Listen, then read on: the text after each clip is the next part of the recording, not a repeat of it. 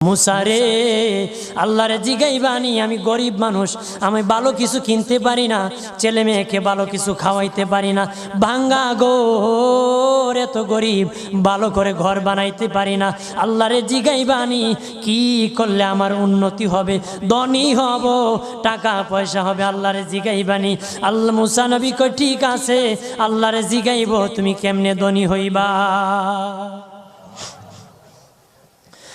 আল্লাহ নবী মুসা নবী তিন রাস্তার মোড়ে যা দেখে একটা লোক বসে আছে, তার দুই হাত নাই, দুই পা নাই, দুই হাত নাই, দুই পা নাই।